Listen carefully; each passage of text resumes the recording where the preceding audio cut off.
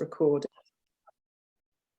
Excellent. So we've got a really great audience today. There's lots of charities here that are much loved partners, but I think we've also got a few prospects joining us as well, which is really lovely. So welcome to everybody. And for those of you that don't know me, I am Sally Swan and I'm Head of Partnerships at Much Loved. And I'm very, very excited to tell you that I'm being joined today by Kate Jenkinson from Legacy Voice, which is part of Legacy Futures. And I'm sure Kate doesn't really need an introduction, but I'll give her a little one anyway, because it's very much deserved.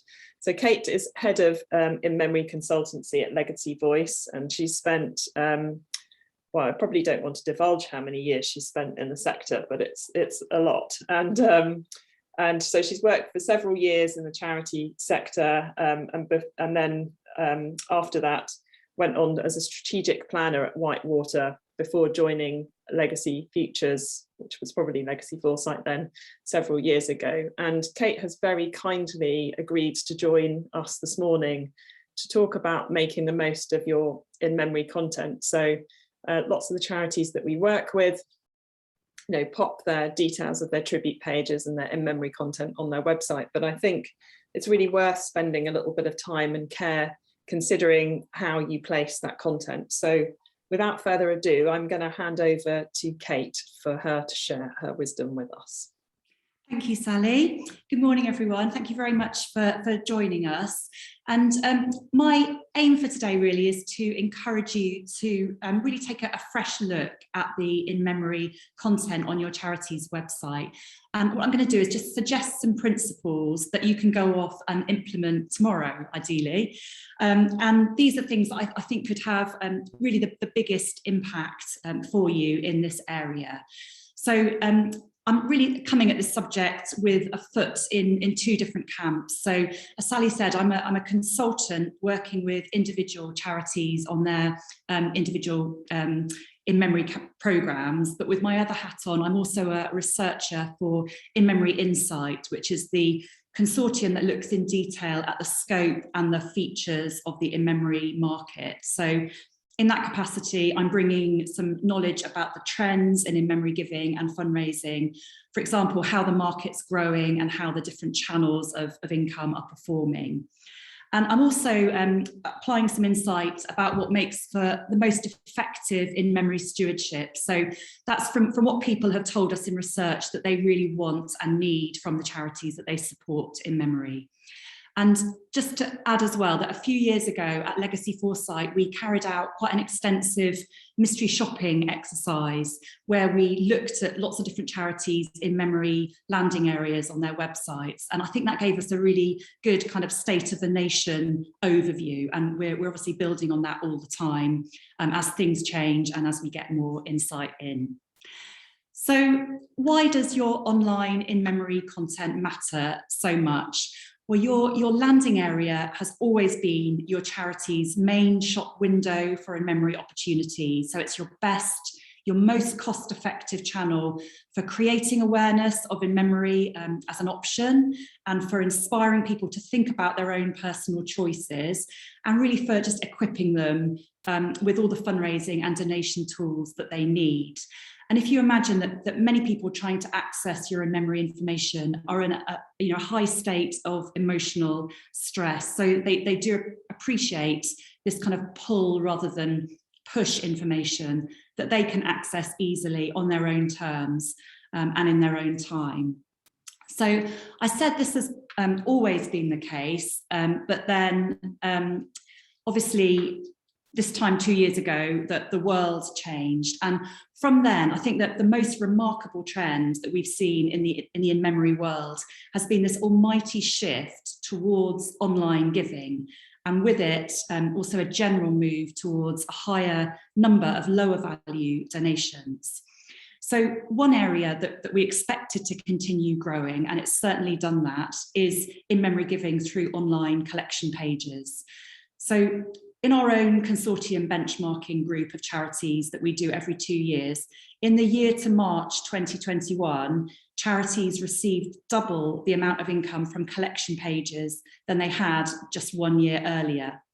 And although reported income from funerals appears to have slightly declined, this has more than been made up for through more giving via collection pages and tribute funds.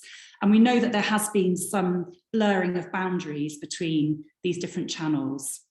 So talking of tribute funds, I know that they get quite a big share of voice in our sector.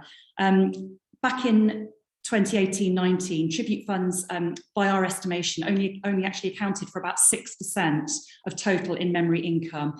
This has now risen to 14%. So we've also found in our benchmarking that the average number of active tribute funds almost doubled between the year to March 2020 and the year to March 2021. And we found that average annual income per active tribute fund increased by around a quarter. So in effect, tribute funds have doubled their importance. And this is growth that we've seen across all different sectors of charities. Now, we don't think that these are trends that will reverse. We think acceptance and familiarity with online giving has grown way beyond the point of return now. So digital in-memory activity is here to stay. It's embedded in people's lives through administration and communication. And it also has a deeper role to play, we would say, in people's holistic experience of loss. So all this just makes it even more critical that your online offers are working as hard for you as they can. So 10 things that you can do to make sure that they are working really hard. And I'm going to show also a few examples along the way of charities that I think are already doing these things really well. So the first thing that you could do, which might sound really obvious, is to sense check that you're taking prospects to your in-memory information by the most direct route you can with a minimum number of clicks. It's so important that people in this situation don't have to try too hard to access your content, because really, you know, they need very little incentive just to bail out at this stage. So I've noticed a real difference from 3 years ago when the Give in Memory link was quite often found just buried right down the bottom of charities' donation content. And now we're seeing a lot more examples, like from Diabetes Research and Wellness Foundation here, where in memory is listed prominently under Get Involved, even listed above legacies in this case. So bear in mind that people might try different things to locate your content on the site. So they might go straight to your website search function and put in a keyword like funeral or a member. And it's really worth testing out a few of these search terms for yourself and seeing what results they throw back. A couple of times I've put in funeral and it's taken me to a press release that someone's put on the site where there's been no actual kind of funeral information on there. Now, not everyone will be framing what they're looking for in the same way either. So some people might think that in memory is about getting involved, or they might see themselves as a potential fundraiser, so look in the fundraising section, or they might just hit your donate button straight away, presuming that they can make a donation in someone's memory. So you need to make sure that you've got all these potential routes covered, and that from every point of entry, you're signposting prospects back to your main in-memory landing page. This charity does this. So if the prospect does go down the donate route, then there's this nice link taking them back to in-memory base again. And a pet hate of mine, because I've heard firsthand from supporters how much they object to it, is when there is a donate in-memory link, which then simply takes the donor through to the charity's main donation page, but there's no actual functionality on that destination page for them to flag that their gift is actually being made in memory or enter the loved one's name. So, but thankfully, I think we're seeing fewer incidences of this now. Now, another obsession of mine is about charities' tone of voice in this space. And I think really every charity could benefit from reading its own in-memory content and thinking, how is this coming across to somebody who has just lost a loved one and is doing their best to donate in their memory? And I think tone of voice is probably the most important constituent of the overall look and feel that you're trying to create with this audience. So it's surprising how many landing pages are still falling, shorter than they could in some way. And some of the main things we come across in this area are a lack of context, so no welcome to the visitor for just coming to the landing area, and not expressing gratitude that they've got this far and that they're considering a gift to you in memory. And then there's sometimes a bit of an absence of empathy, so failing to acknowledge that the supporter may be visiting at a very difficult time for them. And I think one really common thing is brevity and abruptness. So your charity might well have guidelines for your whole website, which errs towards sort of minimalist copy. But if someone's just lost, the person that means the most to them in the whole world, I just think this is an area that calls really for more softness and appreciation and explanation and reassurance. And I'm afraid to say that might just mean being a bit more wordy in this section than you are elsewhere. And quite frequently, these pages can have quite a directive tone. So, give in memory, do this, do that, with no please or thank you offered. When we did our stewardship research, we found that the donors we interviewed made it clear that they expected charity communications to be sensitive and appreciative, and they saw appropriate thanking as really as a base level of good manners. So in-memory donors want the charity to regard the gift that they've made, not just as another standard donation, but really held in equally high regard by the charity, because of course it does symbolise the value of the person that they've lost. And there's a fair bit of what you might call in-mem-splaining as well going on to the prospect about, telling them how lucky they are to be able to do these things in memory without acknowledging the difference that their donation is actually making to the organisation. So in our mystery shopping research, we found that although over 3/4 of charities were clearly saying on their in-memory landing page how they would use the money raised by a funeral collection, and 3/4 were suggesting the benefits to the donor of holding a collection, less than 2/3 were actually showing their appreciation with a simple thank you anywhere in their in-memory content. So all that said, there are plenty of charities that I think have really great in-memory personalities. Two of my favourites here are Christian Aid. So their tone is very personal, very gentle. They talk about the uniqueness of every in-memory donation and how giving with this motivation is a real act of love. And they thank the supporter warmly, prominently. And I think it's a really nice touch that they offer a personal contact in the team if anyone does want to have a one-to-one conversation. St Gemma's Hospice in Leeds are a charity who I think have been exceptionally responsive and mindful of their in-memory supporters' needs. So during early lockdown, when we found that many charities hadn't made any changes at all to their information about funerals, for example, St Gemma's actually produced this really helpful guide of their own, updating people with all they needed to know about the new funeral regulations.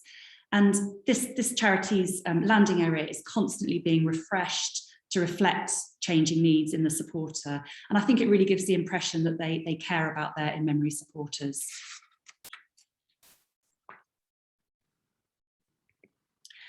So the most powerful finding from our stewardship research, I would say, is that for the supporter, this is all about the special person they're remembering. So a really great starting mantra, we think, is never to lose sight of your supporter's why. And that's the reason for them doing this in the first place, and it's keeping alive the memory of their special person. So as the charity that they're supporting, there are lots of practical things you can do to help keep their loved one front and centre of that experience. And I think one of the most effective ways you can actually use your in-memory landing area is to talk directly to the supporter about the person that they're remembering. Now, I don't think any charity does this better at the moment than RNLI. So on their in-memory landing page here, they actually make the loved one the main subject of their in-memory proposition.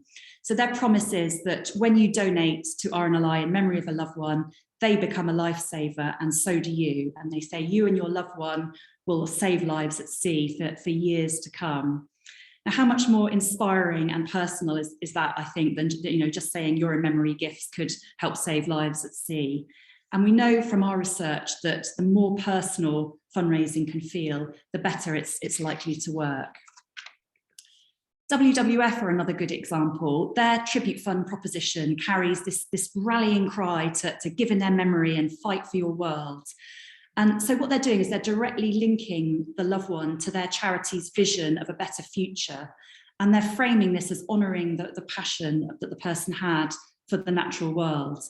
And I think if you look at these two examples side by side, they're both really quite stirring.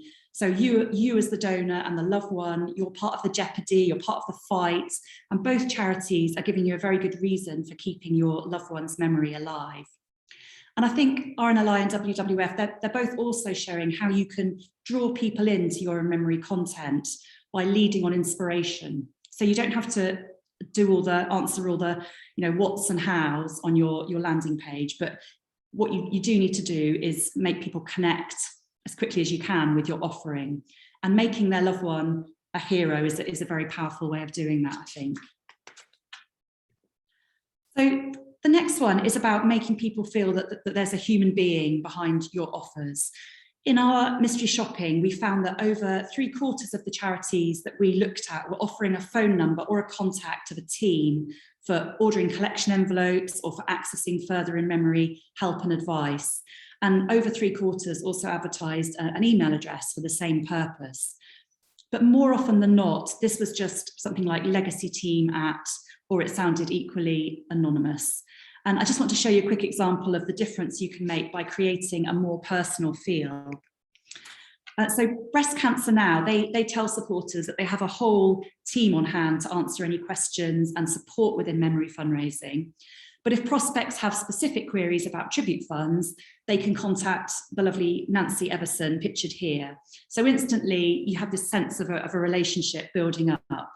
And the charity then actually follows this on right through their offline communication. So when a donor enters the Breast Cancer Now journey, they then get a setting up funds in memory leaflet. And here's Nancy again saying, we're here to support you every step of the way. So when we did our stewardship research, we found that staff at a charity really do have a pivotal role in effective in-memory fundraising relationships. So compassion is seen as an essential requirement, both for fundraising staff as well as for clinical staff in the charity. And the in-memory supporters that we've spoken to, they actually rate this above technical fundraising know-how in the fundraisers that they work with.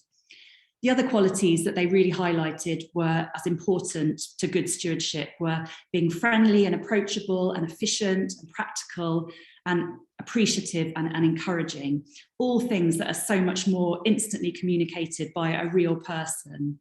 So, you might want to just think about, is there anything that's really stopping you from featuring a real person in your in-memory content? Now, the next suggestions are drilling down a little more into how you present your in-memory offers in your content. And first of all, bear in mind that people visiting your site will have, many of them will have been bereaved perhaps for the first time. They might be completely new to your charity, or this might even be the first time that they've ever engaged with a charity for any reason.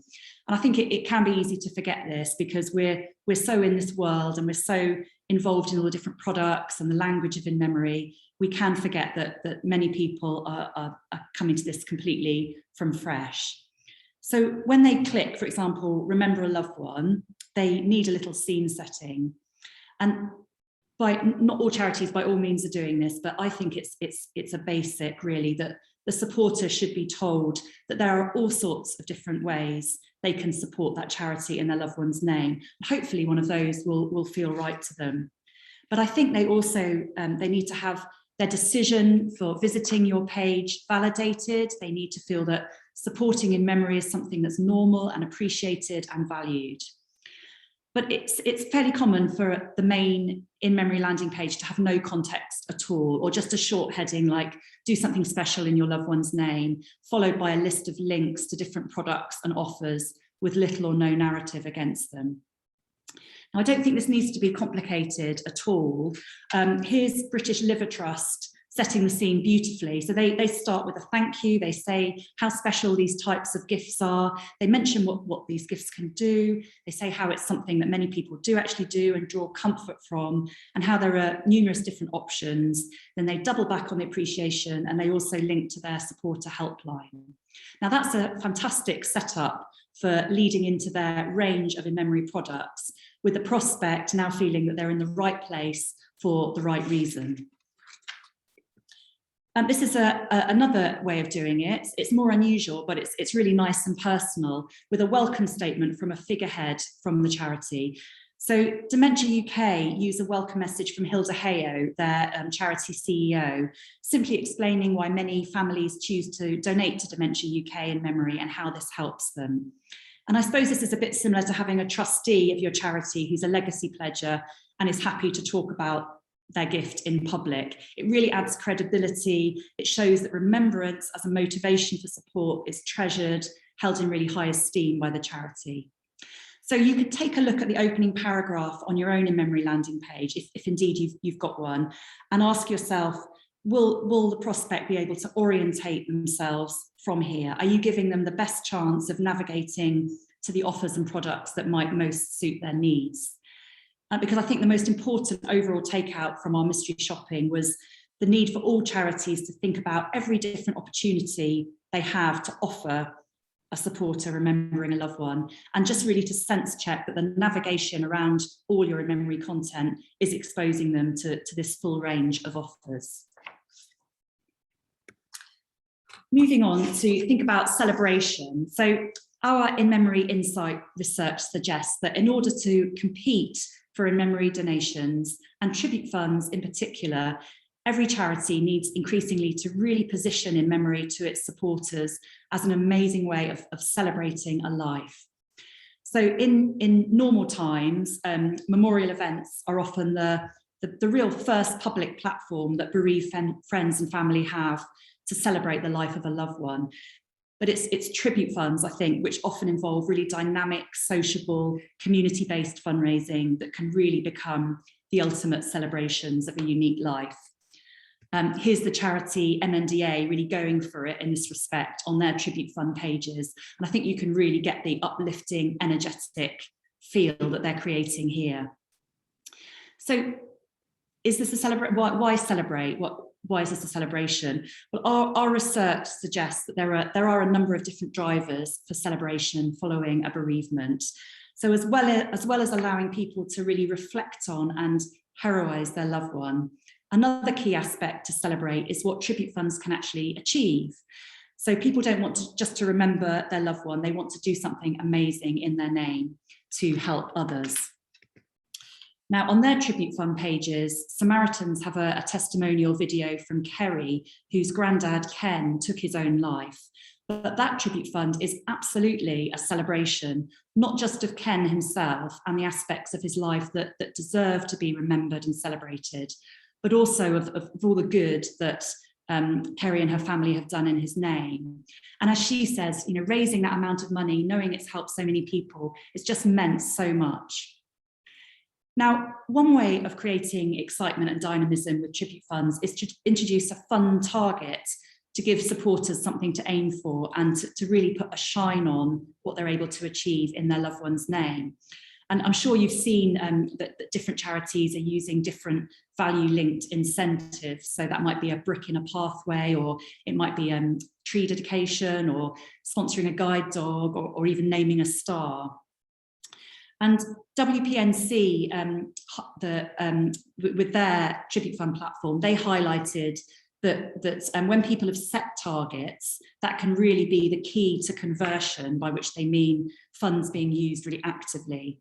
So in their recent survey, only around a third of the funds had a target set by the fund lead. But of those, 3/4 had gone on to raise funds actively. And this percentage was much lower when no target had been set by the fund holder. So this is, of course, by no means about pressurising donors or creating any kind of barriers to entry for a tribute fund, but fund targets have been shown to really motivate fund holders and donors alike.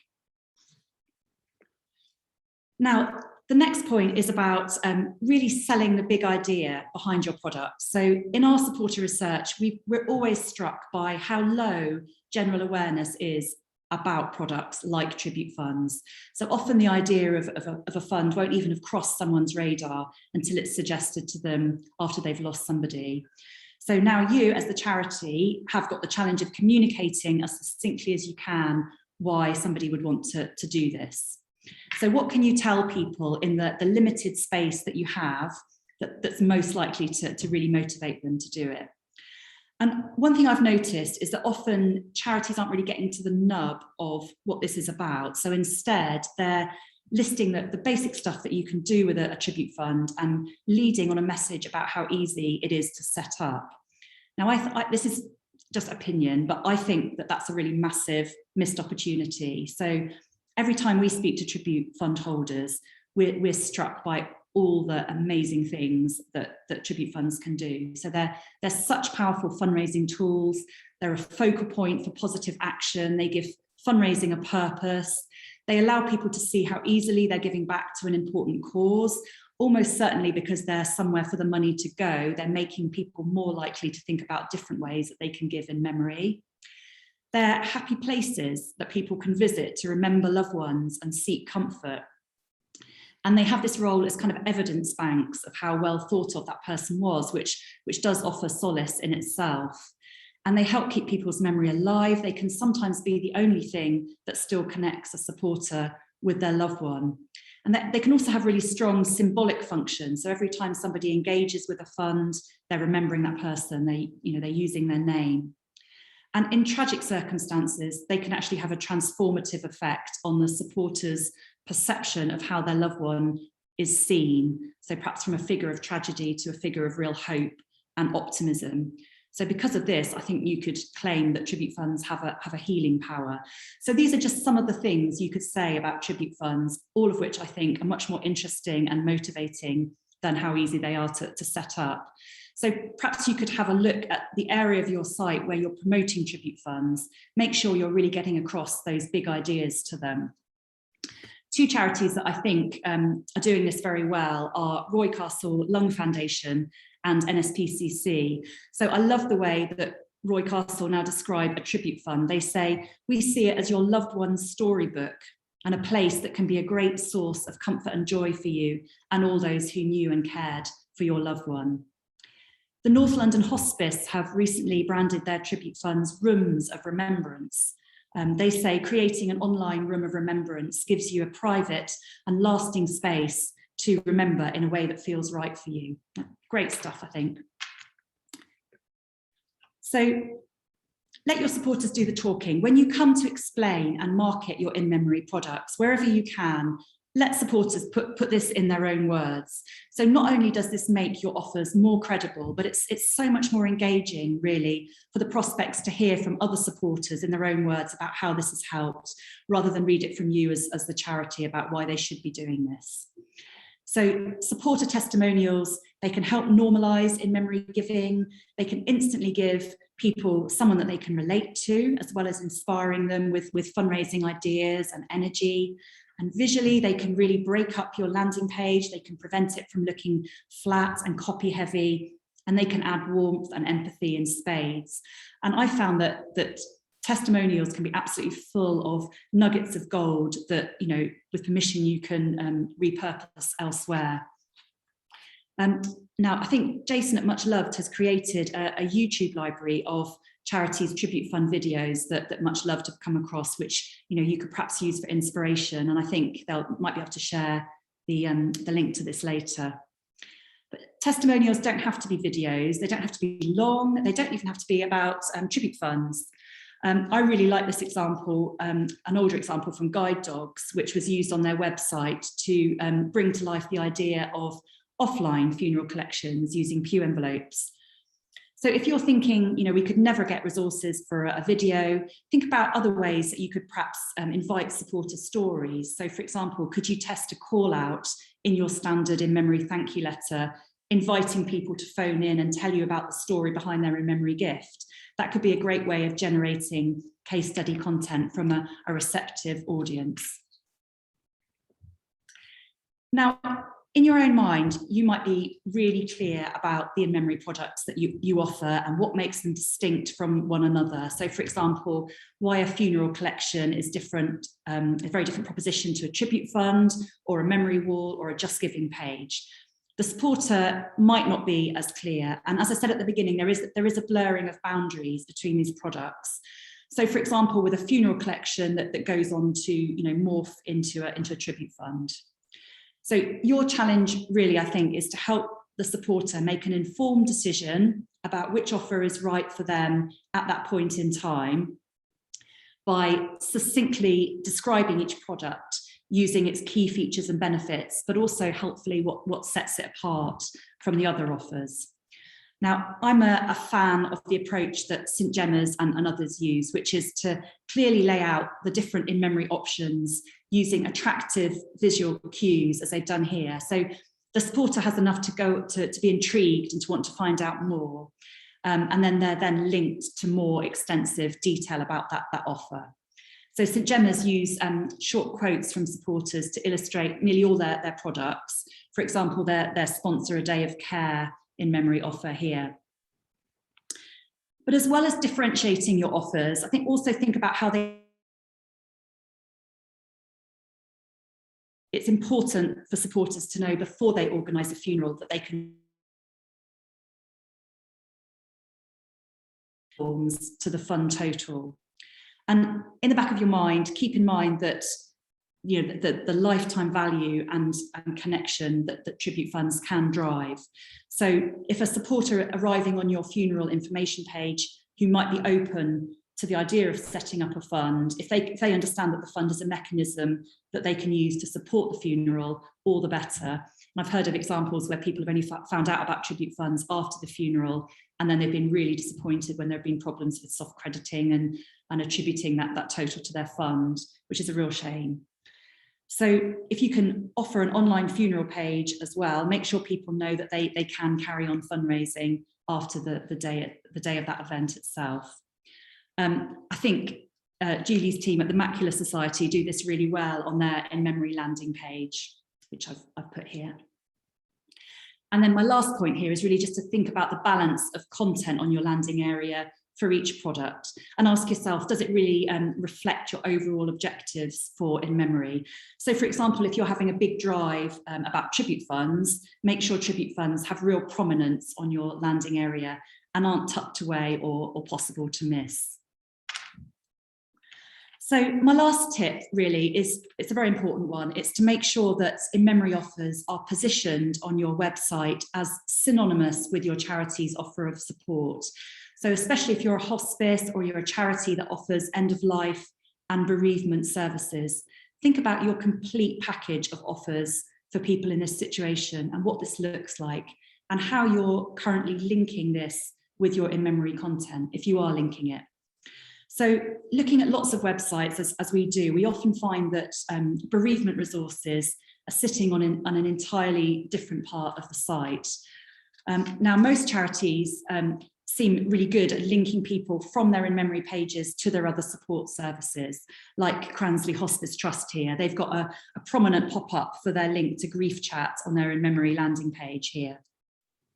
It's more unusual to see links back in the other direction, which is possibly symptomatic of that section having been written by a different team or siloing between teams, or even of a bit of protectionism from the clinical side of the charity. So someone accessing your bereavement support, they might be trying to find out what to do when someone dies. They might be wondering how they're going to cope with their own grief or their family's grief. They might be planning a funeral and so on, but they might be totally unaware that there's this whole other section on your site that's full of ideas of how they can remember their loved one meaningfully.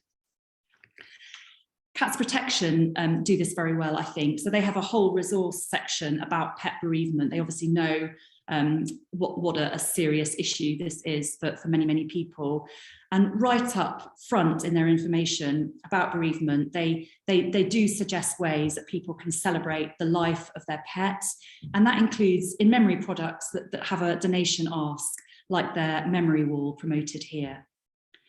So linking offers in this way around your site, of course, it does depend on convincing your whole organisation that in-memory giving really does have therapeutic benefits for the people left behind.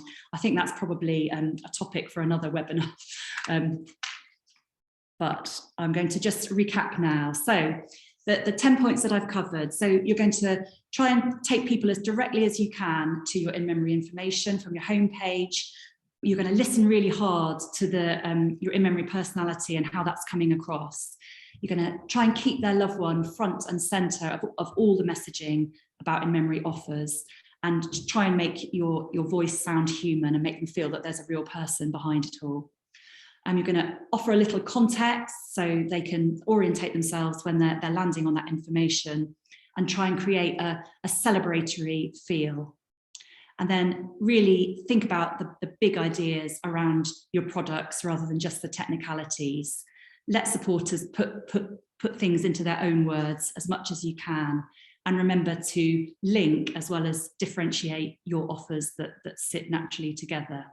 And then finally, do all you can to position in-memory at the heart of your support, because in-memory giving is support. So that's the end of my little bit. Thank you very much for listening, and hope we've now got some time for questions. I'm sorry I haven't been following the chat while I've been talking, but I'm happy to answer any questions that anyone has. That was absolutely brilliant, Kate. Thank you very much. There have been a couple of questions. So Jess Harrison has asked about setting targets. Should we give setting a fundraising target as an option for supporters to opt into? I don't know if you've got an opinion on this. I personally think maybe you would suggest some targets that they might kind of want to sort of look into. So depending on what your organisation you're coming from, but perhaps there are some specific kind of areas of work that they could aim towards paying for, or so maybe provide them a shopping list to give them an idea of where to set their target. You can do it that way. So I've seen it work really well where it's the tribute fund holder that's doing the target setting. So they're actually saying we're really trying to get to this target, and it might be a fairly arbitrary target. It might just be in their mind what they think the fund can reach. I think if the examples I've seen of a charity doing it are where it is linked to some kind of giveaway or some kind of tangible thing where they know they've got to reach a fixed target, and then they'll be able to enjoy that as an incentive. I think you do want to make sure that you're not making people think I could never reach that level with my fundraising. So I think it can be a really nice idea where there are tiered levels. So several charities I've seen do this where if your fund reaches £500, that might mean this, or if your charity reaches £3,000, your tribute fund reaches £3,000, it might reach this. So you're not creating barriers, but if someone's in that zone where they're thinking, I think we could aim for this, it just gives them that little bit of extra incentive and feeling of reward when they've done it. Yeah, some charities also offer actual incentives as well, don't they? If you raise £500, you might receive a rose to plant in the garden, that kind of thing. Exactly. I think there's different ways of doing it. Yeah. There's a question from Zoe, which might be pointed to both of us actually. Any suggestions of how to encourage the changeover of a page from funeral directors to a longer term memory page with a charity? So my suggestion would be to clearly point out to the fund holder of the funeral director page, or the funeral collection as it probably is, the difference. What difference will it make if it becomes a sort of more long-term page? What will they get back from it? What support will you be able to offer them? I think a couple of our other charity partners position it like that and say, if you want it to become a such and such page, then we will, send you a quarterly newsletter. You'll be invited to an in-memory event, that kind of thing, so they can really differentiate how the difference of that page, and maybe also talk about the sort of more long-term potential with the page. I don't know if you've got anything to add to that, Kate. Yeah, and I think that's right. And I think just coming back to putting the loved one at the centre, I think if you can, in your messaging, talk about how that would therefore be an opportunity for them to carry on, remembering their loved one and doing amazing things in their name, obviously in whatever way they wanted to and for as long as they wanted to. That could be another way into it as well.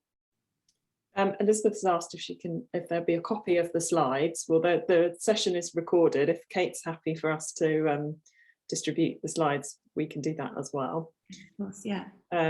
Zoe has asked, it would be great to look at any research, therapeutic benefits of in-memory giving. I'm going to leave Kate with that since she's the researcher in this webinar. Yeah, that's fine. If I could get your, is it Zoe? Sorry. It was Zoe Bunter, yeah. I'll send you a copy of the chat and then you can. Yeah, certainly, Zoe. I'll think about the best thing to send you and email it to you after the session. Excellent. And then any top tips for positioning the charities not focused on health? Yeah, so this whole sector that we call in Memory Insight, we call Loved in Life, where I think the key to it is remembering people for the things that were really important to them during their lifetime. So their passions and their values, and you know, the things that made them the person that they were. So I think it's remembering people for who they were, isn't it, and not how they died, or not in a way that's related to their cause of death. I think the examples of RNLI and WWF were really good examples there, where, I mean, possibly with RNLI, but I think, you know, mainly those charities are nothing to do with the way that person died, but they're really kind of connecting people to getting them to think about, you know, what that person stood for, and what was important to them, and imagining those values continuing through supporting in memory. Excellent, thank you. Sorry, Sally, can I just add to that? Yeah. Just as a note of sort of encouragement, our recent benchmarking showed that it was exactly those charities, Loved in Life charities, rather than health charities, that are currently really driving the growth of the market for in memory. So if you look at the way that those charities in memory income has grown over the last couple of years, that's the sector where we're really seeing the most positive growth. Excellent. Zoe's also got a question about getting any tips on getting clinical teams on board with in-memory giving. From my experience, I would say, you know, make time for them, talk to them about the benefits of a tribute page, not in terms of fundraising, but in terms of being able to remember through it. So the bereavement benefits of the page. When I've done countless sort of presentations to clinical teams in hospices to try and sort of get their engagement, and we always get an amazing response about the tribute pages if we don't talk about fundraising, and we talk about, you know, them being used for their true purpose, really, which is to remember somebody. So I think my biggest tip would be to show them the functionality of a tribute page and the difference maybe that it, you know, can make to people. And feel free to show, you know, one of the tribute pages that have been set up directly through Much Loved, if you, I don't know where you are in your journey of you know, setting up your service, but you know, if you don't have one already that you can use to demonstrate to them, then, you know, we can certainly find you some examples for you to show. Yeah, I mean, I would completely agree. I think it's totally down to trust and communication between the clinical side and fundraising. I don't think it's something that can be done quickly. I think where I've seen it done effectively, where there's been a really good channel of information between patients and clinical staff and fundraising, it has been the outcome of lots of time, for example, lots of time spent on the IPU and lots of face-to-face time between clinical teams and fundraisers, so that trust is built up. And then, you know, if somebody on the clinical team knows that if they refer a patient to a fundraiser, that they'll have a really good experience, which continues is part of their continuity of care, that's when it works. And conversely, saying this is what we're now doing in fundraising, you know, you have to be part of this, is absolutely doesn't work. It's doomed to failure. So I would just say, you know, spend as much time as you can with that team and try and show them evidence, good news stories, and you know, examples of supporters for whom it has really, really helped. Just very quickly, Zoe's asked if there's anything they can do to physically transfer the page. So yeah, just let somebody at Much Love know, and we'll do it for you. It just needs to be done by us rather than yourselves, but we can do that for you. Kimberly's asked, is there any evidence on how to push the messaging of IMMEM out? Might leave that to you.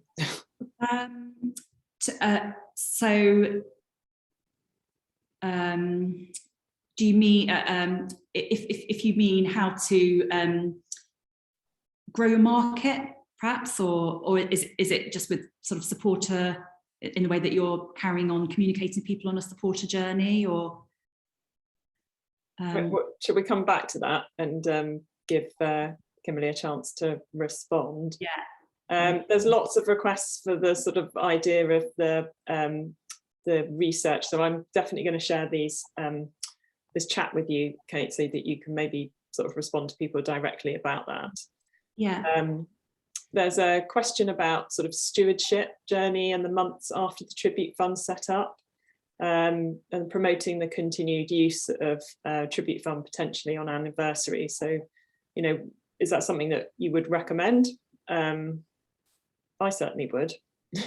Yeah, I mean, I think, as with anything else, I think your communication journey for tribute fund holders has to be a bit test and learn. I think if you're going back to your tribute fund holders, then going back to them at key points of the year that you know about, whether that's a special anniversary or, you know, a time of year that's you know, like Christmas, where people are particularly thinking about loved ones, is a good idea. I think, you know, you just have to sort of really try and see what works. But yeah, I mean, I don't think you should feel nervous about doing that. I think you should just, you know, try it. Yeah, absolutely. Yvonne, I'm afraid I don't know how much RNLI and WWF raise. You'd need to speak to them directly about that. We will be sending out a copy of the recording and the links that were mentioned during the session. Other questions have we got in here? Lots of requests for the research info,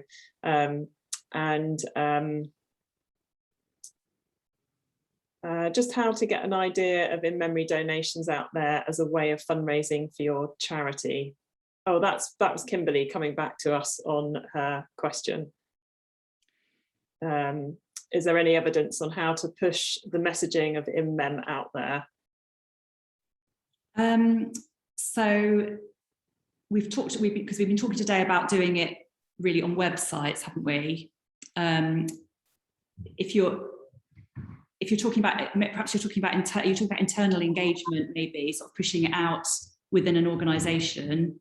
If it's an issue about trying to engage people within your own organisation and trying to raise awareness within the organisation, again, I think that's something that you could do with training, perhaps with things like bereavement awareness training, with sort of really clearly explaining what your main in-memory offers are, perhaps having collateral that's aimed at staff, so that they're really clear and confident in talking about your different in-memory offers, or signposting to somebody within the organisation that can talk to them further about it. And again, you know, having communications between teams to discuss opportunities about in-memory supporters. Okay, excellent. So there have been a couple of other questions about sort of promotion and marketing of in-memory offers, but I think, to be honest, that's probably a whole nother kind of topic, really, that Much Loved have got loads of resources on and have run other webinars on. So please do, you know, we'll get in touch with you and share the insight that we've pulled together for those directly with you, so you can have a look at. Thank you. We're kind of really sort of over time, so I don't want to keep Kate any longer, because I know that she's got a busy day ahead of her. That's my shameless plug, Sally. Yeah, go for the shameless plug. Yeah. Sorry, I had to put this on the end because it's just about an event tomorrow. which is that we're doing an online legacy fundraising conference tomorrow online with fundraising everywhere, and it's from 12 to 3 tomorrow. So it's just to say, if this is something that you're interested in as part of your role and you haven't yet signed up, if you've attended today, we're offering a discount for sign up, so you can use this code to join if you want. There is an in-memory session there which I'm giving, which is about laying the foundations for an in-memory fundraising programme. So by all means, use that link and that code if you want to. Thank you. Sorry, Sally. No problem. I'll make sure that everyone gets a copy of the presentation today, so that you've got that link and the code in plenty of time. But yeah, all that's left for me to say is thank you so much, Kate, for joining us today. It's been fantastic. I've learned a lot, and I know that I'm going to be referring back to this time and time again, because it's been incredibly useful. So yeah, thank you very much. Thanks everyone for joining us, and have a brilliant rest of your day.